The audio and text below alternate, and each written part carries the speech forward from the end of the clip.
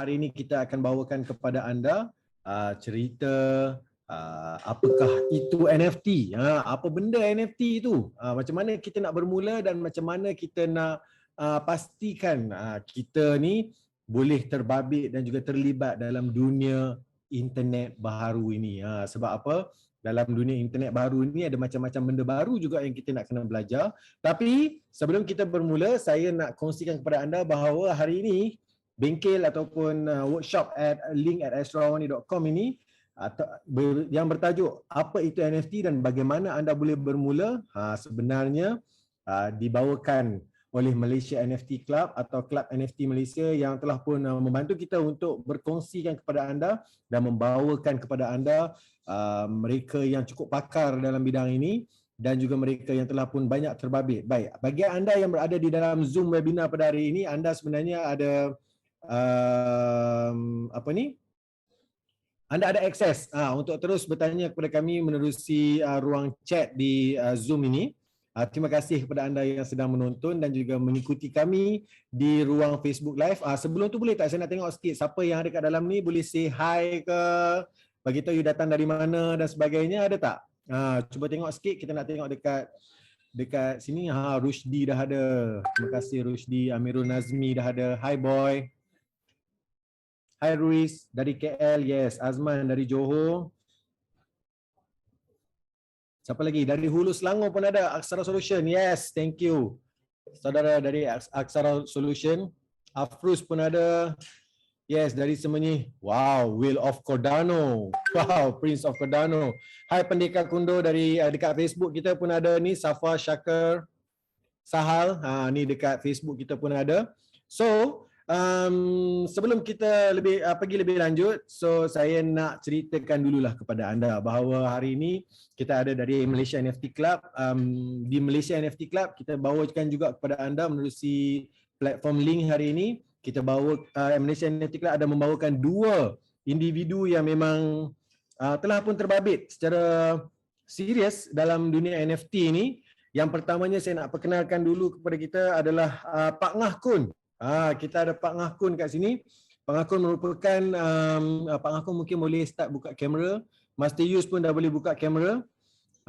Pak Ngah Kun merupakan pertubuhan gerakan ekonomi digital kebangsaan dan juga beliau adalah setiausaha kepada Kelab NFT Malaysia. Hello Pak Ngah say hi sikit. Assalamualaikum, hai. Okey, itu adalah Pak Ngah Kun. Kita ada Pak Ngah Kun dan kita juga ada satu lagi pakar. Ini juga pakar trader kita ni, Saudara Yus Nizam Muhammad Yusof ataupun lebih dikenali sebagai Master Yus, MY. Yeah, hello MY, apa khabar?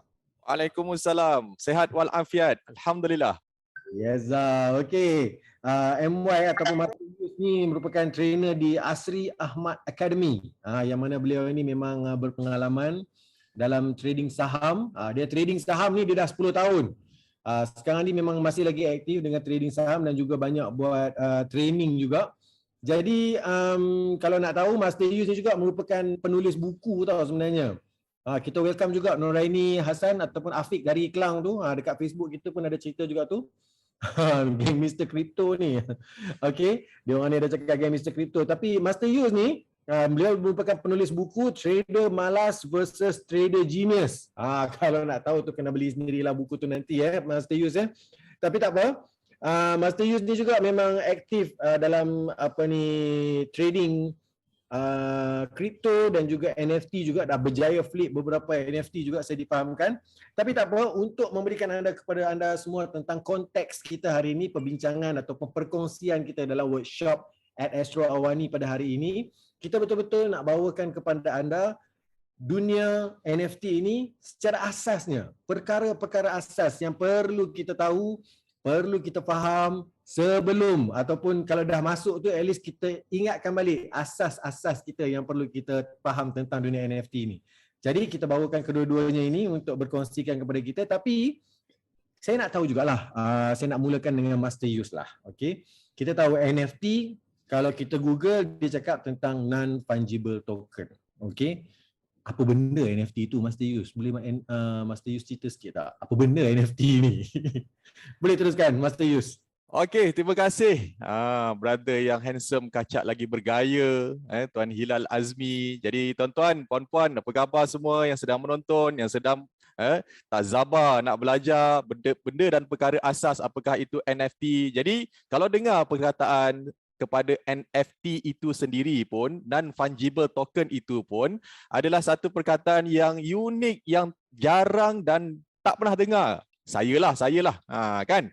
Jadi apa yang kita nak kena faham, kita nak kena tahu adalah kalau dari segi bahasanya fungible itu adalah benda yang berubah, kan? Non fungible benda yang tak boleh berubah. Contoh dia macam ni. Jadi kalau dari segi bahasa dia kurang faham, jadi kita nak bagi faham dari sudut analoginya, kan? Ataupun contohnya. Tuan-tuan cuba tengok sini. Dekat tangan saya ni ada RM100. RM100 ni yang ada pada saya, dia ada juga pada tuan-tuan. Ataupun siapa-siapalah yang ada dekat Malaysia ni. Betul tak? Kan? Jadi, dia boleh ubah, kita boleh tukar. Kan? Saya ada RM100, tuan-tuan boleh ada RM100, kita boleh tukar. Kan? Jadi nilai dia tetap RM100. Atau, ni dia. Ada RM50, ada dua ketul ni, dua keping ni. Kan? Jadi, bila dicampurkan, jadi nilai 100 juga. Betul tak? Jadi itu adalah fungible. Jadi bila kata non-fungible adalah satu benda yang unik, yang tidak boleh diubah ataupun yang tidak, senang cerita dia, saya bagi contoh macam ni lah tuan-tuan.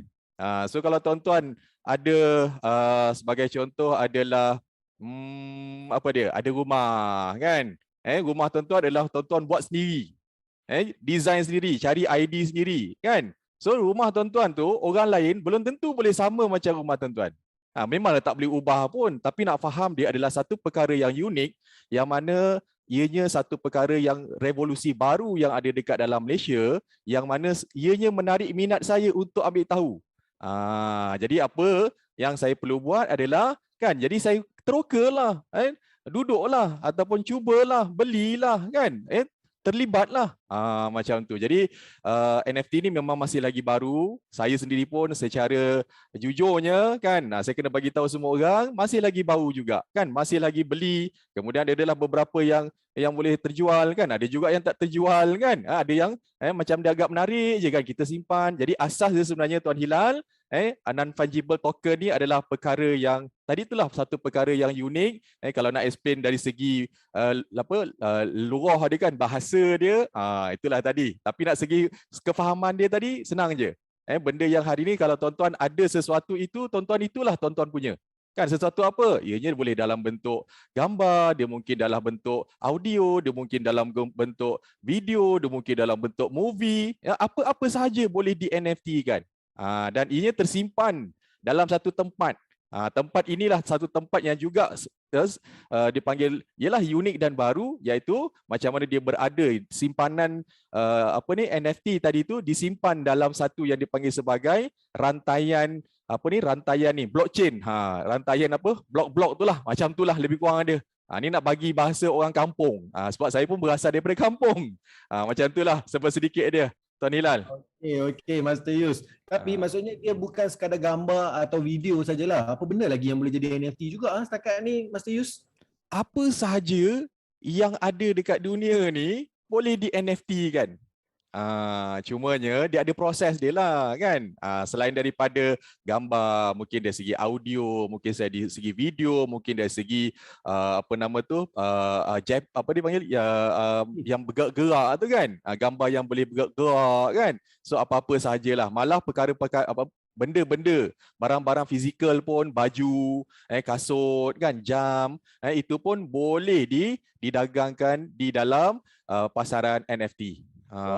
Okey, maksudnya NFT ni memang luas dah, macam-macam benda kita boleh NFT kan dan kita boleh dagangkan. Maksudnya ini adalah peluang untuk memperdagangkan barang-barang kita dalam dunia digital. Begitu? Adakah ianya begitu persepsinya lebih kurang? Betul. Lebih kurang macam tu.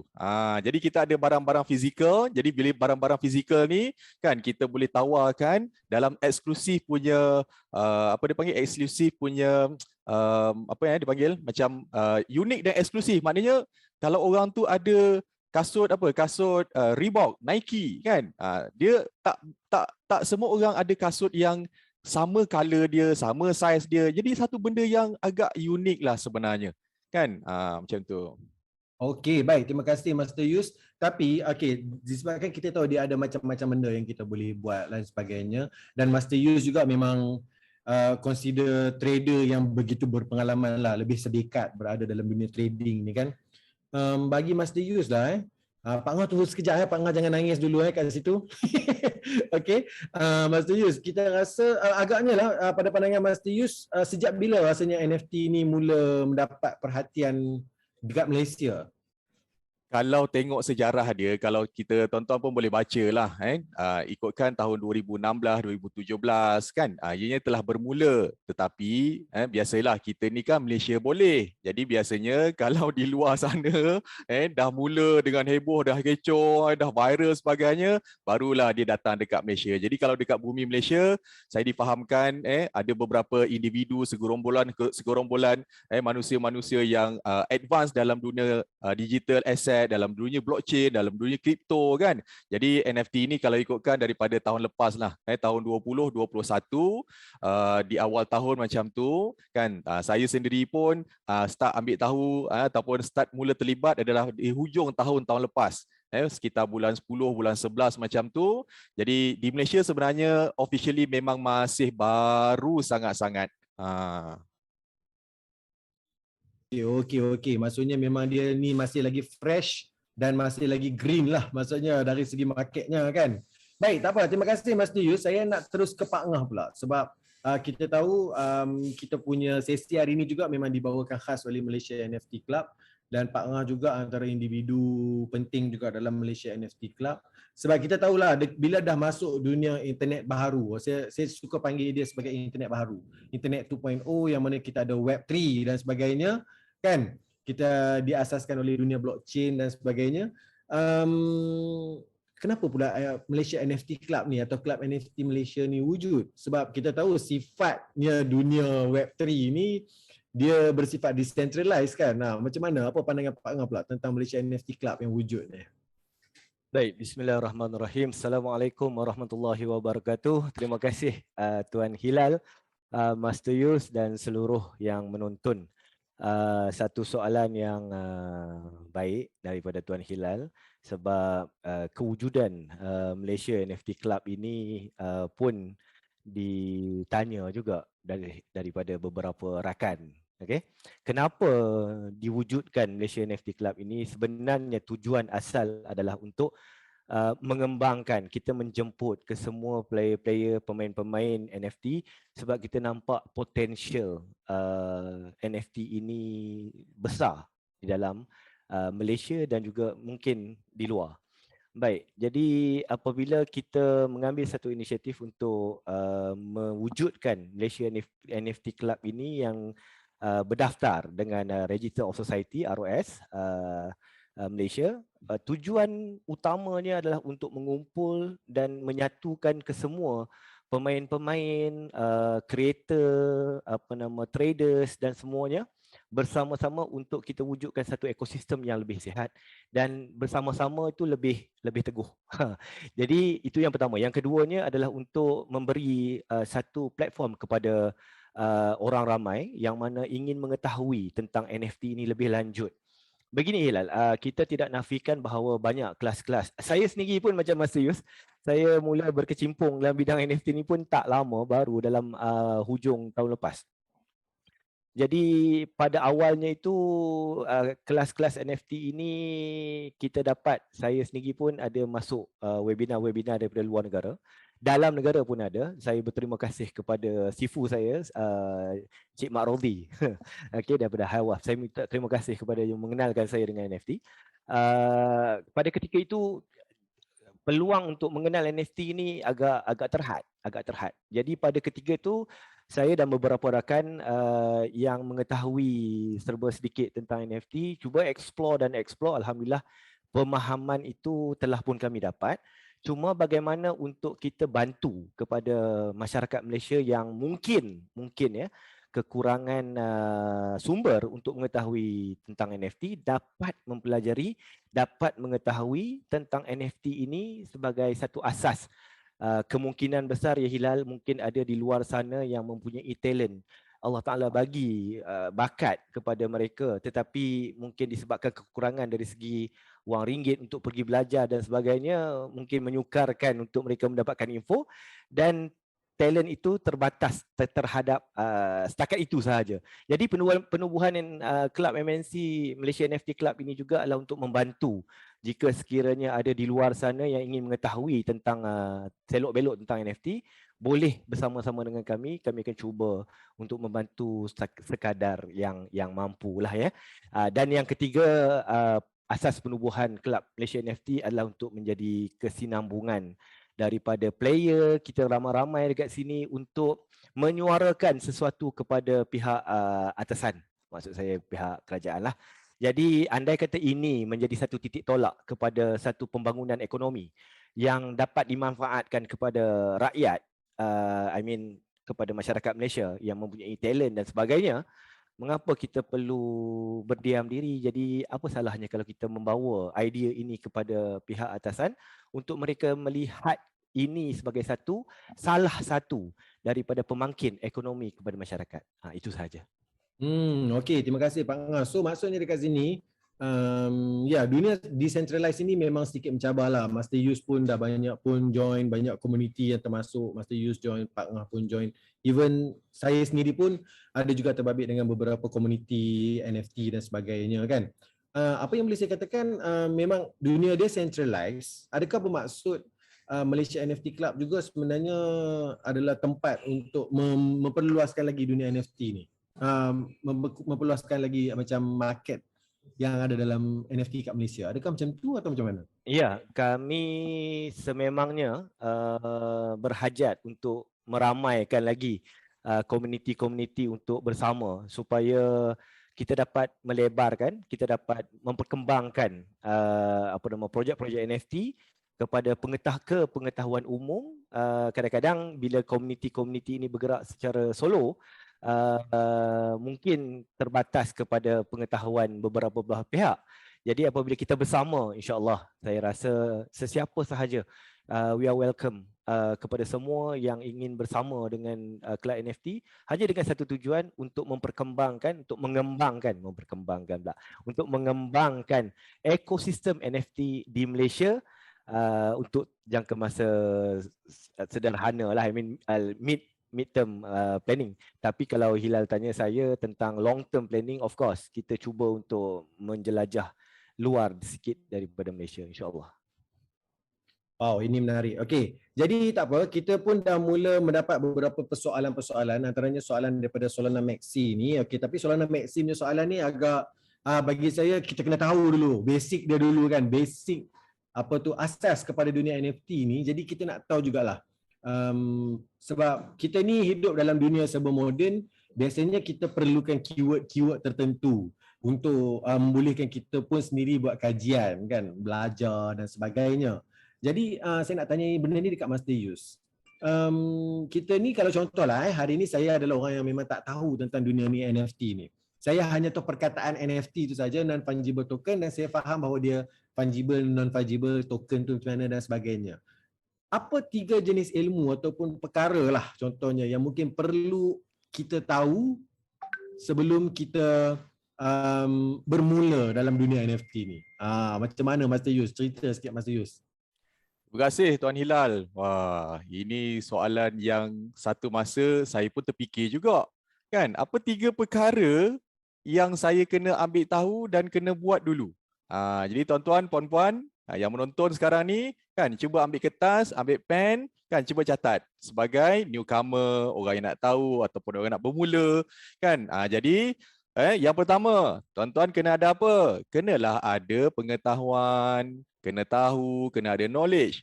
Selain daripada kita tahu apakah yang dimaksudkan sebagai NFT itu, kan? Jadi kena tahulah NFT ni wujudnya untuk apa, kenapa diwujudkan, kan? Jadi macam mana dari sudut teknikalnya, kan? Jadi dari segi pengetahuan, dari segi knowledge, dari segi ilmu lah nombor 1 dia. Kan? Jadi saya kena ambil tahu. Jadi nak ambil tahu cara dia, saya kena buat. Buat ni macam mana? Kenalah ada account kan. Kemudian kena adalah dia punya kripto dekat dalam tu, ataupun kita panggil sebagai account ni saya panggil dia sebagai wallet lah kan. Jadi kalau hari ni tuan-tuan nak pergi shopping mall kan, ataupun nak pergi membeli apa? Membeli NFT dekat shopping mall. Contoh kan. Jadi nak pergi shopping mall tu dipanggil apa? Itulah tempat benda barang-barang dijual. Kan? Tetapi tak adalah hari ni kita nak pergi KLCC kah, nak pergi PV kah, dia tak ada. Semua itu dalam bentuk digital, dalam bentuk online kan. Jadi kena ada apa? Kena ada pengetahuan macam mana nak pergi mall tersebut kan. Jadi kena tahu. Yang kedua kan, bila dah ada pengetahuan, kenalah ada dia punya tools dia, ataupun dia punya tadi yang saya katakan sebagai wallet. Kan, wallet kena ada duit lah. Dalam wallet ada duit. Kan, wallet tu adalah untuk simpan duit. Jadi ini semua teknikal yang basically sebagai asas dia kena tahu. Yang pertama adalah macam mana nak pergi mall. Yang kedua, dah pergi mall nak bawa apa. Kan? Jadi nak bawa apa maknanya kita kena adalah kita punya kripto yang macam ialah duit kalau kita guna RM kan. Jadi dalam kripto ataupun dalam NFT ni nak kena guna duit yang macam mana? Duit ringgit kah? Rupiah kah? Nak kena ada BNB kah, nak kena ada Ethereum kah, itu semua kena ambil tahu. Itu semua dah termasuk dalam dua perkara ni. Dan yang ketiga, so bila dua ni dah nampak, dah tahu kan, yang ketiga mestilah kena ada matlamat. Kan, nak pergi shopping mall tu nak beli apa? Nak beli pula dengan tujuan apa? Kan, nak beli dengan siapa? Macam mana cara beli? So kalau saya sebagai satu orang traders, kan, matlamat saya adalah memang nak buat duit. Jelas. Kan? So NFT ni satu tempat yang kita boleh buat duit dengan cara macam mana? Dengan cara saya beli dan jual. Kan, beli apa? Beli barang dan jual balik barang tu. Sebagai contohlah orang kata bahasa yang senang faham. Kan? Jadi yang pertama saya kena ada knowledge macam mana nak pergi mall, macam mana nak pergi marketplace dia, macam mana nak tengok NFT macam mana yang kita boleh beli kan. Kemudian kena adalah dia punya wallet dia kena ada duit macam mana kan, macam mana kita nak transfer. Itu semua kena combine dengan kita punya knowledge. Dan yang ketiga, kita beli untuk apa? Kan, ataupun kita nak terlibat ni untuk apa? Adakah saya sebagai seorang orang seni yang tahu melukis, yang tahu buat video, yang tahu mereka grafik dan sebagainya, adakah saya nak menjual? Tak. Saya kata saya nak menjadi trader dulu, saya nak buat duit dulu, saya nak kumpul duit dulu. So daripada duit tersebut baru kita boleh plan untuk the next matlamat seterusnya apa yang kita nak buat. So at least 3 benda tu lah. So soalan tu memang untuk saya. Okey. Terima kasih banyak Master Yus. Betul lah tu 3 benda tu. Satu pengetahuan, kedua wallet. Kedua tu apa? Tools kita punya tools yang kita kena ada lah. Maknanya kalau kita ada wallet kan, wallet tu dalam bentuk apa? Itu nanti itu tugas Pak Ngah. Itu memang dia terror kan. Memang itulah makanan dia kan. Kemudian macam mana nak transfer sebagainya, itu agak teknikal sikit. Samalah tuan-tuan, macam kita hari ni kita nak gunakan apps dalam Maybank to You punya apps kan. Apps Maybank to You dengan pergi ATM kan. Kemudian kena pergi pula dekat maybanktoyou.com. So benda tu benar-benar melibatkan teknikal. Kan? So teknikal tu kenalah praktis, kenalah belajar macam mana nak transfer dan sebagainya. Macam tu. Okey. Mantap Master Yus. Itu 3 benda yang anda perlu tahu. Ingat, 3 keyword je.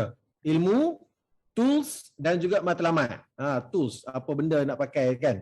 Okey, tapi yang tu baru dia punya ni lah. Sebab saya rasa Pak Ngah pun antara individu penting juga yang pernah juga bagi ajar saya sebenarnya macam mana cara nak buka wallet. Sebab tools dalam dunia Web3 ni sebenarnya perkara yang paling penting adalah wallet kita. Sebab apa? Wallet ni dalam dunia Web3, okey, kalau kita ingat zaman kita Web 2 ataupun zaman kita nak buka akaun Facebook lah cerita dia. Zaman kita nak buka akaun Facebook, akaun Twitter dan sebagainya, setiap kali masuk website kita nak kena register. Setiap kali kita nak buka wallet kita nak kena register. Setiap kali nak kena masuk email, setiap kali nak kena create username dan sebagainya. Tapi dunia MetaMask pula. Dunia Web3 ni sebenarnya dia lebih kepada kita login guna wallet kita. Okey, dan soalan-soalan pun dah banyak masuk dah ni Master Yus dengan Pak Ngah. Tapi tak apa, Pak Ngah kat sini Rusdi dah share tentang wallet MetaMask. Lepas tu N pun ada juga, tanya juga, mahal tak nak buka wallet? Sekarang ni saya rasa bab wallet ni Pak Ngah ni boleh cerita sikitlah Pak Ngah. macam mana asasnya wallet ni. Tadi saya rasa saya cerita tu tentang fungsi wallet tu sikit kan. Master Yus pun dah cerita sikit, maybe Pak Ngah boleh cerita sikit lah kat diorang ni, macam mana cara diorang nak buka wallet, adakah free atau sebagainya. Kita boleh Pak Ngah ceritakan? Menarik ni. Mahal tak wallet nak buka? Dia bergantung lah tengok brand. Tak adalah.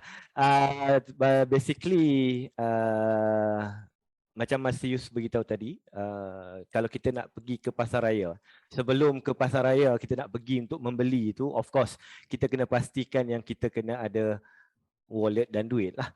Kan? Kalau kita dalam wallet, kita ada wallet tapi kita tak ada duit di dalam wallet, kita pun nak membeli, tak boleh nak membeli di pasar raya. So konsep dia lebih kurang sama macam apa yang berlaku dalam keadaan fizikal.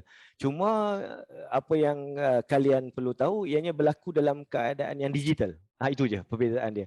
Jadi nak buka wallet ni mudah sangat-sangat. Okay? Dia di dalam market terlampau banyak wallet-wallet digital yang ada.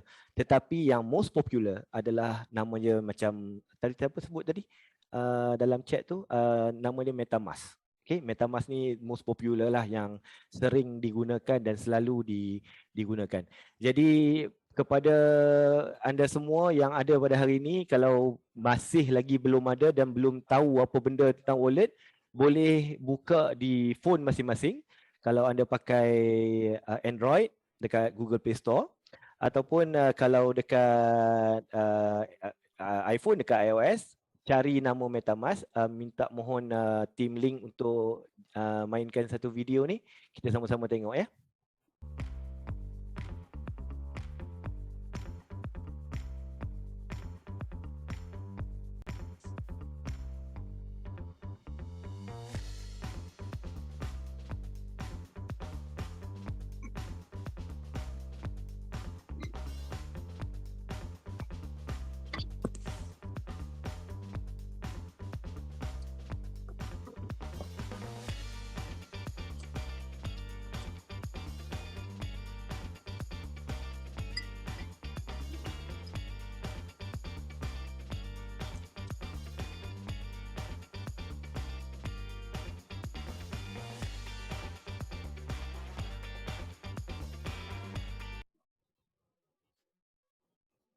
Okey, baik. Apa yang anda saksikan tadi adalah contoh untuk membuka wallet. Dia very simple. Anda pergi ke store masing-masing. Kalau menggunakan PC, dia ada website untuk extension tu. Tapi apa yang pentingnya di dalam wallet ni adalah wallet ini amat-amat secure bagi saya. Sebab dia selain daripada password yang anda create pada awal, anda akan diberikan 12 phrases yang amat-amat unik. Setiap orang berbeza.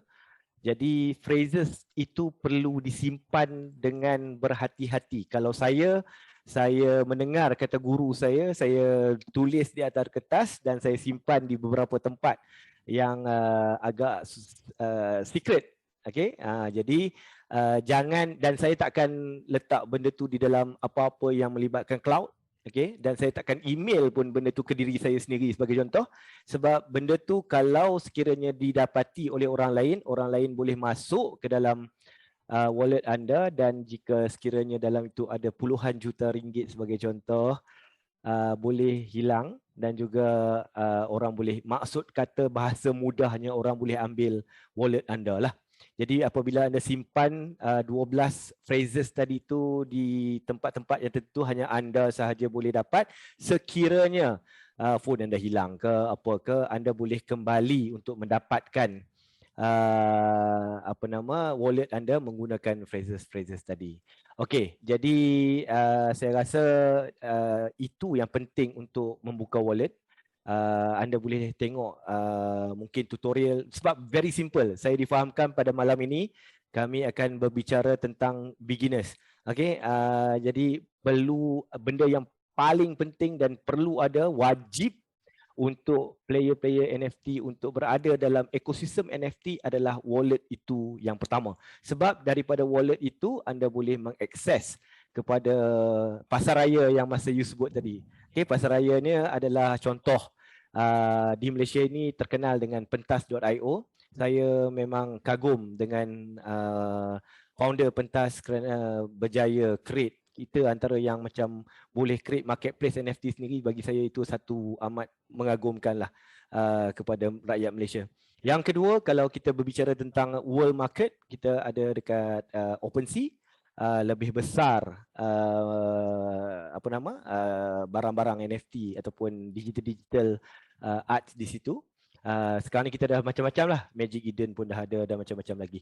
Jadi menggunakan wallet itu anda boleh connectkan dengan pasaraya, so called pasaraya ataupun marketplace NFT yang anda hendaki untuk membeli NFT anda. Tetapi berbalik kepada masa use, kenapa anda perlu membeli? Matlamat untuk membeli itu perlu diperhalusi dan perlu dijadikan sebagai satu tunjang utama lah. Takutnya sebab based on research yang kita buat, 90% daripada projek-projek NFT ni tidak mempunyai roadmap yang jelas dan menyebabkan pembeli-pembeli tidak boleh mendapat matlamat sebenar, iaitu untuk membuat duit dengan membeli NFT. Jadi antara benda yang perlu dititik beratkan juga, saya tambah, kita perlu tahu roadmap sesuatu projek itu secara jelas, yang perlu kita lihat dengan detail supaya kita tidak terciduk dengan projek-projek NFT. Itu sajalah. Takut terciduk tau. Tapi tak apa Pak Ngah. Sebab Pak Ngah duk cerita tadi ni, memang soalan masuk banyak betul dekat kita punya chat dekat Zoom ni. Bagi anda yang mungkin melihat menonton di Facebook Astro Awani, anda boleh juga join kami ataupun sertai kami untuk buat tanyakan soalan. Sebab kalau saya tengok tadi dekat Facebook Live ni, Master Yus pun duk melayan komen juga tu dekat Facebook Live. Power tak power Master Yus kita ni sambil-sambil tu kan. Tapi tak apa, saya nak pergi ke soalan ni. Soalan yang daripada Nur Ismailina Haris. Dia tanya ni Pak Ngah, macam mana nak join club NFT ni? Kita selalu berkomunikasi dekat Telegram. Jadi macam mana akan share sekejap lagi link Telegram tu. Boleh. Sekejap lagi saya akan Pak Ngah share link tu dekat Telegram. Okey, Ismailina, itu soalan dia. So Hilal, sorry. Sebab untuk pengetahuan semua, kita dalam proses untuk register club NFT ni mengambil masa sedikit sebab kita terpaksa convince pihak ROS tentang apakah NFT. Since NFT ni adalah satu benda yang baru, dia mengambil masa yang agak lama, dan kita baru sahaja sebenarnya dalam 3 bulan tak sampai, insyaAllah 3 bulan kita baru mendapat kelulusan. Jadi untuk menghebahkan, untuk join dan sebagainya tu masih lagi dalam kita punya pipeline lah macam mana nak buat. Tapi at the moment now kita berkomunikasi di channel Telegram. Wow, okey. Itu soalan daripada tu. Tapi ada satu lagi tentang MetaMask ni. ASN ada tanya, MetaMask ni dekat Malaysia je ke? Ke tak, untuk dunia ataupun ada diiktiraf oleh sesiapa tak? Itu soalan dia. 3 soalan dia lagi. MetaMask ni satu dunia pakai. Dia bukan penggunaan di Malaysia. Dia macam ni. Kalau wallet ni, kalau MetaMask ni penggunaannya di seluruh dunia. Tetapi marketplace tu, yang saya sebutkan tadi tu marketplace. Marketplace contoh macam pentas.io initiate by, the founder is from Malaysia. Oh. Alamak. Terpadam pula kamera saya. Ya Allah. Okey, tak apa. Kita ada satu lagi soalan sebab dia ada kaitan dengan wallet juga tadi ni. Sekejap Okey, yang ni saya rasa bukan saja Pak Ngah, tapi saya rasa Master Yus pun boleh jawab. Saya daripada Dr. Siti. Daripada Dr. Siti ni, dia sebab dia curious sikitlah, dia nak tanya. Ada tak body contohnya ataupun badan-badan kerajaan ke apa ke, macam bank negara ke atau mana-mana institusi yang kawal security untuk NFT ni? Tak kisah Master Yus atau Pak Ngah, siapa nak jawab dulu? Pak Ngah dipersilakan. Okey, baik. Untuk menjawab soalan daripada Dr. Siti, ada tak body, contoh Bank Negara Malaysia atau mana-mana institusi yang kawal security untuk NFT? Untuk NFT saya rasa tak ada. Tetapi untuk exchange kripto, yes, Suruhanjaya Security telah pun memberi kebenaran, kalau tak salah 5 Masa Yus, exchange yang diberi license untuk penukaran kripto. Mungkin Masa Yus boleh jawab. Masa Yus lagi terror buat kripto. Kita ada Luno, kita ada Tokenize, kemudian ada juga Luno, Tokenize, kemudian ada MX Global dan ada satu lagi adalah Synergy. Synergy. Synergy. Jadi 4 ini memang dikawal selia di Malaysia lah. Kan selain daripada 4 ni disebabkan dunia blockchain itu sendiri tuan-tuan tuan-tuan kena faham. Blockchain itu adalah decentralized. Decentralized ni maknanya apa? Dia tidak ada mana-mana negara yang boleh menjatuhkan hukum kan? Menjatuhkan hukum, kau duduk kat negara aku, kau kena ambil license. Tak ada. Jadi maksud decentralized ni dia bukannya central, bukan centralized yang duduk dekat negara Malaysia, dekat Indonesia, dekat mana-mana lah, US ke, Amerika Syarikat ke, London ke sebagainya, tidak. Dia satu dunia yang terbuka, yang mana ini merupakan satu dunia yang baru, yang agak unik kan. Jadi pelbagai anggapan, pelbagai mungkin sedikit tomahan kan, mungkin ada ketidakkesetujuan kan, dan macam-macam lah. Jadi macam-macam ni sebenarnya bagi saya ianya satu perkara yang baru, yang belum lagi di apa namanya, seluruh dunia, kalau rakyat Malaysia sendiri pun kan masih lagi belum secara official terlibat kan, ramai juga yang masih lagi tak tahu kan, masih lagi yang ramai ragu-ragu kan. So sekiranya ianya ada pada diri setiap orang yang merasakan keraguan yang tidak dikawal selia oleh kerajaan Malaysia, contohnya kan. Jadi senang dia tuan-tuan jangan terlibat satu benda yang berisiko kan. Risiko pun ada di mana-mana kan. Jadi kalau tuan-tuan tak boleh nak handle ataupun tak berani, tuan-tuan janganlah. Senang cerita jangan. Kan, letaklah dekat mana-mana fund yang tuan-tuan rasa lebih selamat dekat dalam negara kita kan, itu lebih selamat sebenarnya. Kan, bagi risk taker, bagi orang yang nak cuba sesuatu benda yang baru, satu teknologi yang baru, dunia yang baru. Ini antara tempat-tempatnya yang mana kita pun tuan-tuan semua tahu, ada satu syair kan, syair daripada Parsi berkata apa? Kan, high risk, high return. Kan, dia punya syair dia bunyi dia macam tu je. Kan, jadi tuan-tuan ukur baju di badan sendirilah. Alright? Okey. Terima kasih Master Yus. Okey, yang ni memang soalan yang memang terus kepada Master Yus lah. Sebab tadi ada anonymous juga tanya soalan yang sama.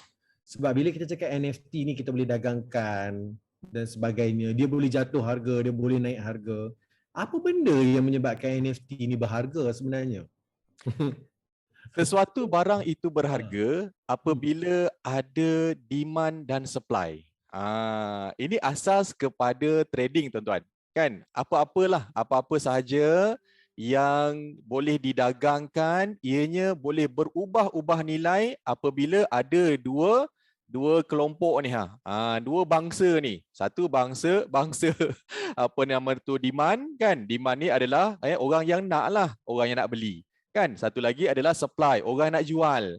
Kan, so ada dua bangsa ni nak beli dengan jual, maka itulah yang boleh mengubah harga, boleh berubah, menjadikan harga itu sama ada ianya menaik ataupun jatuh, ataupun tak ada harga, ataupun dan benda asas dalam perdagangan adalah kalau hari ini ramai orang sangat nak beli sesuatu produk tu, kan, produk tu bagus, produk tu ada apa nama tu, nilai tambahan kan, ada dia punya apa nama tu, keunikan dia kan, jadi ramailah orang nak beli, maka harga akan naik.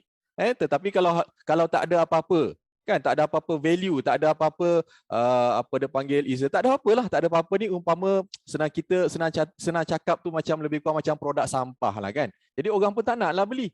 Kan, jadi itu sebab kata Pak Ngah tadi 90% apa nama tu, NFT yang didagangkan tanpa ada apa-apa roadmap, tanpa ada apa-apa utilities, tanpa ada apa-apa apa nama tu matlamat yang jelas. Bila mereka dagangkan, maka kita nampaklah banyaklah juga yang bungkus kan. Jadi itu sebab itu kena ambil tahulah. Macam tu. Okey, faham. Sebab Master Yus cakap tu dia nak kena wujudkan demand. Bila nak wujudkan demand ni kita nak kena macam kita kena wujudkan orang, lebih ramai orang yang lapar untuk membeli benda yang macam contoh kalau kita nak jual makanan kita kena bagi banyak orang lapar dululah, betul tak kan? Bila orang lapar Betul. orang nak membeli kan. Tapi Betul. contohnya sebab sekarang ni ada tak contoh projek ataupun NFT projek yang Master Yus tengok nilai dia macam tiba-tiba dia boleh jadi tinggi. Sebab contoh kalau BAYC, gambar beruk yang kita tengok yang memang sangat-sangat apa tu hype dekat dunia ni kan. Dia nampak gaya dia macam tiba-tiba harga dia naik kan. Macam mana nilai dia tu boleh naik tu. Yang tu yang kita nak, yang mungkin kita nak bagi orang ramai faham sebab dia apa ni susah nak brain lah kadang-kadang tu kan. Harga dia boleh naik tu. Macam mana? Kalau Tuan Hilal susah nak brain, saya punya kepala pun brainwash habis pun susah nak brain juga. Jadi itulah sebenarnya satu keunikan yang ianya menarik minat saya untuk ambil tahu, nak terlibat dan nak duduk dekat dalam satu industri yang baru ni lah, secara jujurnya lah kan. Jadi kalau kita tengok projek-projek yang boleh kita letak dalam kategori kan, bahasa-bahasa NFT traders adalah kategori blue chip kan. Jadi kalau tengok blue chip ni pun dekat pasaran saham pun dia ada juga dalam sektor-sektor blue chip. Dia ada blue chip lah, dia ada ace market, dia ada chicken chip lah, chicken chip lah kan. Jadi itu sebab sebenarnya macam mana kita nak tengok sama ada sesuatu projek itu macam mana demand dia adalah boleh menaik, boleh meningkat dan boleh terus menaik sampai satu harga yang kita sebagai orang awam, orang umum, orang rakyat marhaen ni tak boleh nak masuk akal. Memang tak boleh brain. Harga dia boleh pergi mencapai jutaan US dollar. Bukan ringgit tau, jutaan US dollar. Jadi bila perkara yang unik lah sebenarnya, tidak ada satu jawapan yang tepat, tidak ada satu jawapan dia naik tu apa sebab dia. Disebabkan pemegang-pemegangnya pun adalah di kalangan orang-orang yang multi-millionaire. Memang duit diorang duit berterabu. Kan, jadi diorang boleh pegang objek-objek yang pelik-pelik tadi itu kan, objek beruk lah, mungkin objek pang lah, objek-objek yang memang tak boleh masuk akal. Kan, tetapi disebabkan demand tu ada pada golongan-golongan multi-millionaire ni tadi, golongan-golongan bangsawan ni tadi, kan, yang mana mereka merasakan bila memegang NFT tersebut, merasakan bahawa orang tahu bahawa mereka ni lah golongan-golongan kayangan dan bangsawan. Kan? Jadi kalau kita yang marhaen ni kan, kalau tak dapat beruk, dapatlah dia punya kera ke monyet kat rumah saya tu pun dah kira okey dah. Tapi risiko dia adalah beruk tu tak ada harga lah. Jadi nak difahamkan macam tu lah. Macam tu. Okay. Baik, terima kasih Master Yus. Okey. Yang ni Pak Ngah, saya percaya Pak Ngah mesti terus sebab ini pun memang sesuai dengan soalan yang saya dah bayangkan saya nak tanya Pak Ngah juga, sebab ini daripada Roshdi tadi, sebab dia tanya kat kita platform blockchain yang popular dan mungkin contoh-contoh peluang yang ada, ya, ataupun contoh-contoh peluang yang ada dalam dunia NFT ni yang mungkin belum diteroka, yang perlu kita teroka. Sebab nampak gayanya NFT ni nilai dia, saya baca tadi, sempatlah saya baca masa Master Yus cerita tadi tu, ada nilai dia lebih trilion ringgit. So macam mana tu? Pasaran dia, nilai dia trilion ringgit. Jadi boleh Pak Ngah cerita dulu blockchain apa yang popular dan maybe jenis-jenis NFT yang mungkin kita boleh explore lagi, sebab yang ada kat pasaran apa. Tu kita nak tahu juga. Okay, blockchain yang popular of course kalau kita tengok sekarang adalah blockchain Ethereum lah. Okay, yang banyak digunakan. Saya nak tambah sikit apa yang Master Yus sebut tadi. Kadang-kadang betul tak boleh brain gambar seekor beruk mencecah nilai ratusan ribu, okay, ataupun cecah jutaan ringgit kan, ataupun jutaan US dollar. Dia macam ni, dia bagi saya lah pendapat peribadi, kalau salah saya minta maaf, tapi pendapat peribadi saya is all about perception. Kan? Kalau contoh macam Master Yus sebut tadi, yang membelinya tu adalah orang-orang kenamaan, okay? Artis-artis popular yang membeli dan menyimpan dan mewar-warkan kepada orang. Jadi satu persepsi yang kita hantar kepada market bahawasanya sesiapa yang memiliki gambar tersebut di dalam komuniti itu adalah orang-orang kaya.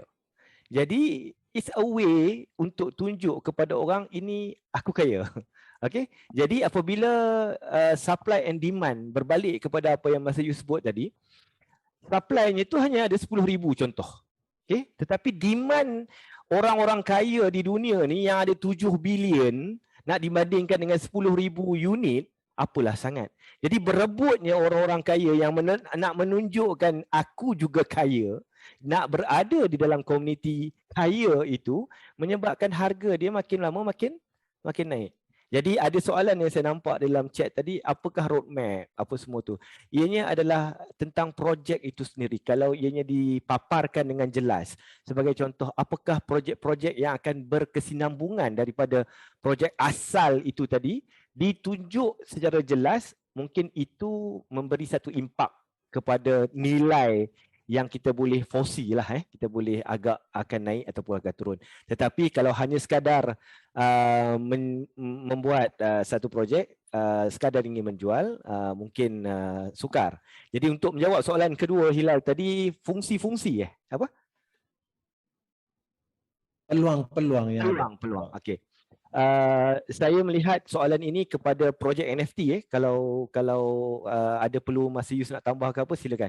Jadi kalau contoh satu projek NFT, ianya bagi saya dengan pengalaman sedikit yang ada dengan kawan-kawan, kita melihat kalau creator projek itu sendiri melakukan satu projek NFT, ianya bukanlah sekadar projek itu berdiri standalone. Dia boleh memberi faedah peluang kepada yang lain. Sebagai contoh, saya amat kagum dengan satu projek Bed Ape Malaysia. Tak salah saya, dia adalah orang Malaysia yang buat. Jadi bermula dengan gambar beruk juga, okey. Tetapi kolaborasi yang mereka lakukan, sebagai contoh mereka berkolaborasi dengan kafe kopi. Okey. Mereka berkolaborasi dengan pembuat baju, mereka berkolaborasi dengan artis-artis di Malaysia. Jadi bagi saya, apabila contoh memiliki NFT itu, mereka mendapat discounted price di collaboration partner yang dijalankan. Jadi tidakkah itu memberi manfaat dan juga peluang kepada orang lain untuk berada dalam circle projek NFT itu? Bagi saya itu adalah brilliant. Bagi dalam situasi menang-menang, win-win situation.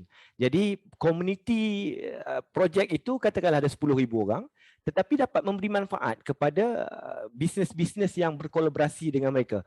Itu bagi saya adalah satu roadmap yang cantik. Tetapi kalau kata mereka perkemaskan lagi, sebagai contoh mungkin akan menganimasikan, kita mungkin akan ada satu kartun animasi baru sebagai contoh di Malaysia, menggunakan figura-figura yang projek tadi untuk dipasarkan di Malaysia, mungkin keluar, mungkin kan kita tak tahu. Jadi itu yang dimaksudkan satu roadmap yang jelas, walaupun dikeluarkan sedikit demi sedikit, tetapi kita pasti dengan credibility project owner itu membolehkan kemungkinan itu boleh berlaku. Itu Hilal.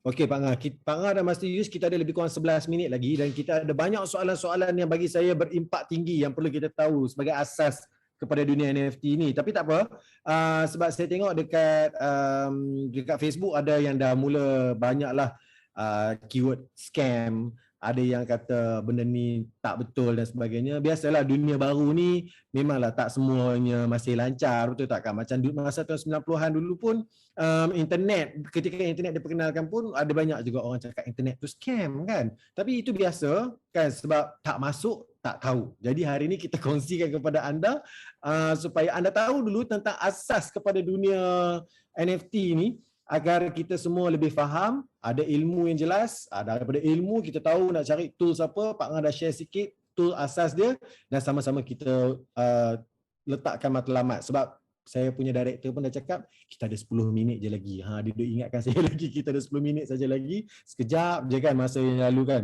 Okey, kita ada soalan yang menarik sebab saya rasa soalan ni datang dari Solana Maxi. Dia adalah orang yang pertama bagi soalan. Jadi dia punya keadaan ni ini yang paling best. Sebab sekarang ni katanya dunia tengah ataupun dunia kripto terutamanya dah sedang jatuh. Okey. Dan projek NFT pula dia dah macam semakin banyak, yang mana projek dia dari segi roadmap pun dah hampir sama. dia punya cara pun dah makin lebih kurang sama lukisannya dan sebagainya. Pada pandangan Pak Ngah ataupun Master Yus, adakah kita masih awal dan adakah patut kita bermula waktu sekarang ni? Silakan Pak Ngah. Okey, untuk menjawab seperti yang saya bagi tahu kepada penonton, ya, saya masih lagi juga proses belajar dan terus belajar pasal benda NFT. Kenapa? Sebab bagi saya sepanjang hampir tak sampai setahun, saya berjumpa dengan ramai orang, ya, mereka mengetahui tentang perkataan NFT sahaja. Mereka belum tahu lagi tentang apa itu sebenarnya NFT. Jadi kalau boleh saya share, dalam 2 bulan ataupun bulan lepas saya masuk satu lagi kelas dan cikgu saya itu daripada Singapura. Dia kata kita ni patut berbangga sebab kita hanya 10% sahaja populasi di dunia ini yang mengetahui secara detail pasal NFT.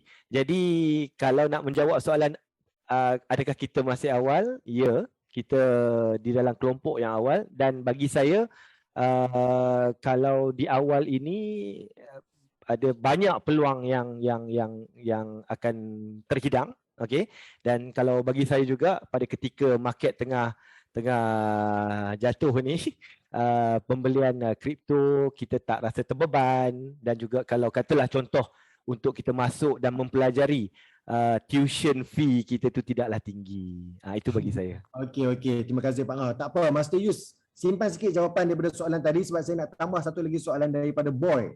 Sebab sejak Mei 2022 dia kata market is collapsing dan isu berkaitan dengan risiko money laundering charge ataupun AMLA lah, atau pemerdagangan money laundering, adakah kita ada kemungkinan akan kena charge dengan money laundering bila masuk dengan NFT ni? Ada kemungkinan ke? Sebarang kebarangkalian, kemungkinan semua tetap ada, bukan dekat NFT sahaja kan. Jadi kalau kita tengok macam scammers kan, ataupun perkara-perkara yang pelik-pelik lah kan, yang tidak mengikut apa yang rules undang-undang yang berada dekat mana-mana negara sekalipun, perkara ini tetap ada. Itu sebab kita sebagai traders, kita kena tahu matlamat kan. Yang creator pun bila dia nak buat sesuatu projek, dia pun kena tahu juga sama ada matlamat tu matlamat yang jelas, roadmap yang nampak, dia punya perjalanan, komiti yang sangat clear kan. Jadi kalau benda tu semua masih sama-sama, kebarangkalian untuk jatuh ke lembah-lembah kehinaan tu memang tetap ada. Itu sebablah kenapa apa-apa bidang sekalipun, first thing first, memang dengan knowledge, dengan pengetahuan. Pengetahuan apa? Pengetahuan selain kita nak buat keuntungan, buat duit, pengetahuan juga elak daripada kerugian, daripada kena tipu. Kan? Keelakan daripada benda-benda yang boleh merugikan. Jadi dua ni memang tak lari jauh. Kan? Kita nak cerita pasal reward, kita kena tahu juga macam mana knowledge untuk mengelakkan daripada tertipu daripada risiko-risiko yang sedia ada. Kan? Jadi kita tak bolehlah kita cerita satu je nak buat duit. Kan? Jadi kalau tak boleh buat duit, ataupun ketika pasaran ketika ini sedang jatuh, macam mana nak buat duit? Jadi adalah dia punya cara penyelesaian kepada pengetahuan ilmu itu nak elakkan daripada perkara-perkara scam kan, AMLA ataupun money laundering, benda-benda yang orang kata apa, pasaran gelap dia kan. So kita tak payahlah kan, maksud saya adalah tak payah ke arah tersebut. Macam tu. Betul. Okey, baik. Terima kasih Master Yus. Sebab ada satu lagi soalan daripada Aksara Solutions. Aksara Solutions ni saya rasa saya pernah dengar dia orang ni antara orang yang juga pakar dalam dunia digital ni. Okey, ini soalan dia memang cukup bagus, cukup sharp. Saya rasa yang ni Pak Ngah pun boleh jawab, tapi saya nak Master Yus jawab dulu. Ada seorang 3 perusahaan, andai ada penggiat seni digital yang nak memulakan jualan NFT, apa agaknya perkara yang perlu mereka ambil berat agar wujudnya demand untuk nilai yang lebih bagi produk NFT mereka? Tak lain tak bukan, mana-mana creator yang nak buat sesuatu projek NFT, dia kena ada roadmap yang jelas. Roadmap ni apa? Kan? umpama ada bisnes tu bisnes untuk apa? Bisnes untuk one shot ke ataupun setakat orang kata apa, lepas jual cuci tangan ke, ataupun selepas daripada penjualan produk ataupun bisnes yang dia jalankan, dia ada dia punya utilities dia ada facilities dia ada manfaat yang selepas itu kepada orang yang beli dia punya projek-projek NFT itu. Itu je. Okey, mantap. Pak Ngah pula, apa pandangan Pak Ngah? Untuk bermula, of course, macam Mas Yus kata tadi, bagi Pak Ngah juga NFT, dia walaupun ada juga yang kita tengok karya-karya yang di dalam marketplace tu macam bagi kita di pandangan mata yang bukan seni ni apa, macam tu kan. Tetapi kita tak boleh tengok kepada benda tu sahaja. Dia seni ni memang tak boleh nak dinilai. Okey, tapi bagi saya kalau pengkarya seni memang orang tu mempunyai seni yang dahsyat. Karya seni itu perlu di-expose dengan penuh kasih sayang. Jadi kalau cantik gambar tu, dia punya stroke tu memang tip top kan. Kalau bagi Pak Ngah, kalau hadir di hadapan satu karya yang cantik, Pak Ngah tak fikir untuk flipping ataupun nak buat duit, Pak Ngah nak simpannya. Jadi kan sebagai koleksi kan, koleksi. Sebab sekarang ni untuk pengetahuan semua, kita ada je di dalam market tempat-tempat penyimpanan gambar-gambar koleksi kita secara maya. Okey, jadi Pak Ngah bukan nak letak di situ. Jadi untuk bermula, I think what you need to do is bagi Pak Ngah teruskan, buat terus lukisan itu, create je melalui peranti-peranti yang ada. Kalau tak tahu lagi macam mana cara nak minting, macam mana kita nak explore ke, insyaAllah kalau selepas ini inisiatif daripada Astro Awani nak buat lagi kelas seterusnya, how to create, how to sell, how to buy, kita boleh terangkan secara jelas. Percuma je pun, tak kena bayar kan. Tapi bagi Pak Ngah, kalau you rasa macam worth to try, just nak try, lukis sahaja apa yang terlintas. Kadang-kadang duduk rumah pun tak tahu nak buat apa kan. Lukis banyak-banyak. Then after that, kalau you nak try untuk explore, untuk beraksi di dalam NFT, then kita akan teruskan. InsyaAllah, you try to find tempat untuk belajar minting dan try to sell lah benda tu. Bagi saya, is good kalau ramai lagi yang nak buat. Tetapi of course, kalau ada roadmap yang jelas, itu lebih baguslah kepada golongan-golongan trader sebagai contoh kan. Roadmap yang jelas ini kadang-kadang kita lihat macam mana utilities yang disediakan oleh creator kepada pembeli-pembeli. Tak kisahlah dia membeli untuk flipping, untuk trade kan, ataupun membeli sebagai collection diri sendiri. Contoh kalau Pak Ngah tiba-tiba melihat ada satu projek NFT berkolaborasi dengan AirAsia sebagai contoh, kan, tiba-tiba dapat tiket 10% free, Pak Ngah beli. Sebab kita tengok pada jangka masa yang panjang, asyik kalau travel dia kerjanya, at least dapat saving kan, contoh. Okay. Itu roadmap. Utilities. Itu saja Hilal, kan panjang pula. Okey, baik. Terima kasih Pak Ngah dan juga Master Yus. Tapi saya ada satu pendapat yang saya rasa saya nak kongsikan juga. Ini dari Solana Maxi tadi, dia ada kongsi sikit. Dia kata mungkin waktu ni mungkin waktu yang bukan terbaik sebab dekat Facebook pun ramai juga cakap bahawa ini mungkin waktu yang bukan terbaik untuk kita memulakan dalam NFT. Tapi tak ada masalah sebab NFT ni sama jugalah, lebih kurang juga. Kita beli lukisan yang kita letak kat rumah yang mungkin kita tak tahu nilai dia akan bertambah lagi 5-10 tahun. Betul tak kan? Macam Master Yus, dia terror dalam trading saham yang bersifat harian. Tapi bagi kebanyakan setakat ni kalau kita tengok, kebanyakan pedagang-pedagang NFT ni dia bersifat lebih medium ke long term punya investment lah kan. Tapi saya tak suka cakap tentang investment sebab dia lebih kepada nak mengumpulkan dan juga nak menyimpan dan sebagainya, untuk menyimpan dia dalam bentuk digital. Sebab macam baru-baru ni Aeon pun ada buat kuih raya digital, kuih raya NFT, macam Intraday ada buat filem rompak, Edri Hashim ada buat lagu raya pertama NFT. So mereka ini buat NFT pada asalnya mungkin nak buat duit, tapi saya percaya ini bukan awalnya untuk terus buat duit berjuta-juta dan sebagainya, tapi at least mereka antara yang pertama berada dalam industri ini, dan saya percaya mungkin 5-10 tahun lagi kita tak tahu, orang cari balik kan. Macam tiket Akademi Fantasia 19 tahun dulu, mungkin ada juga peminat Akademi Fantasia yang minat, ada yang simpan lagi tiket tu, dia mungkin boleh jual balik kan. Mona Lisa, potret Mona Lisa yang berusia lebih ratusan tahun dan sebagainya, dah jadi nilai tinggi kan. Jadi kita tak tahu apa nak jadi kepada dunia akan datang. Okey, yang terakhir, maybe apa pesanan Master Yus dan Pak Ngah, ataupun ada tips ke nak bagi tahu ada bahasa-bahasa yang digunakan dalam NFT ke untuk 30 saat terakhir ni? Maybe Master Yus dulu. Ilmu, kena ada tools, kemudian kita kena ada matlamat. Jelas. So dengan 3 ini sebenarnya adalah dia boleh mengawal diri kita daripada terjerumus kepada satu industri yang scam ataupun industri yang boleh merugikan. Kan dekat mana-mana pun kalau tuan-tuan tak terlibat dalam NFT pun ada juga dia punya penipuan dia, ada kerugian dia kan. Jadi dekat mana-mana, terlibat dengan saham kah, dengan mana-manalah, saham kah, emas kah, kan, kripto kah. Jadi kita nak tengok dekat mana sudut pandang cerahnya. Kan, bukan sudut pandang gelapnya.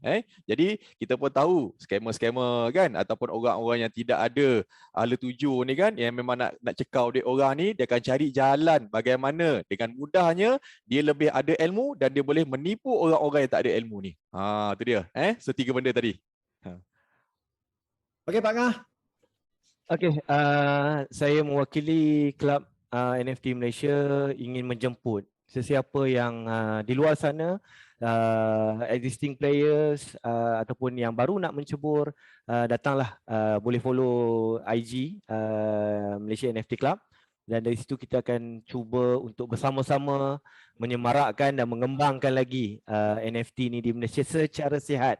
Okey, dan mana tahu suara kita yang kecil ini sekarang mungkin membawa satu perubahan ataupun sikit ialah kita minta bantuan yang support daripada pihak kerajaan untuk membantu ramai lagi di luar sana yang memerlukan bantuan. InsyaAllah mana tahu dengan asbab NFT ini dapat menjana sedikit ekonomi kepada orang di luar sana, kita tak tahu, dan kita melihat kepada kebaikan lah. Kalau positif yang kita cari, maka dapatlah yang positif. Tapi kalau yang negatif yang kita cari, maka negatiflah yang kita dapat. Saya mohon agar semua dapat bersama-sama, insya-Allah yang baik itu daripada Allah Subhanahu Wa Taala, yang buruk, yang teruk datang daripada saya dan juga rakan saya Master Yus dan Hilal. Takat itu saja, terima kasih. Okey, baik. Terima kasih Master Yus dan Pak Ngah. Terima kasih banyak-banyak kerana sudi bersama kita untuk malam ini. Dan terima kasih juga kepada anda yang sedang mengikuti kami di Zoom dan juga di Facebook Live. Terima kasih atas komen dan soalan-soalan anda. Bagi anda yang berada di Zoom, tolong sokong kami dengan cara apa? Dengan cara jawabkan survey, ada satu survey pendek, dan juga rate lah kami 5 star supaya KPI kami bagus kan. InsyaAllah. Kalau bagus cakap bagus, kalau tak bagus cakap tak bagus, mungkin kami boleh betulkan lagi. Kalau ada cadangan topik untuk dunia NFT ni, cuba beritahu. Kalau nak Master Yus lagi, nak Pak Ngah lagi, just beritahu juga, kita akan cuba dapatkan sekali lagi. Jadi pesanan saya senang saja, dalam dunia ni memang ada banyak risiko. Kita berjalan pun kadang-kadang terjatuh. Kita bersukaria pun kadang-kadang jadi menangis. Jadi kita kena sentiasa tambahkan ilmu. Teruskan bersama kami di Astro Awani dan link @Astro Awani. Sebab apa? Kita ada banyak perkongsian-perkongsian percuma untuk anda supaya kita semua sentiasa berilmu dan tidak kena tipu. Okey, itu saja dari saya, Hilal Azmi, Pak Ngah dan Master Yus. Kita jumpa lagi. Assalamualaikum. Bye-bye.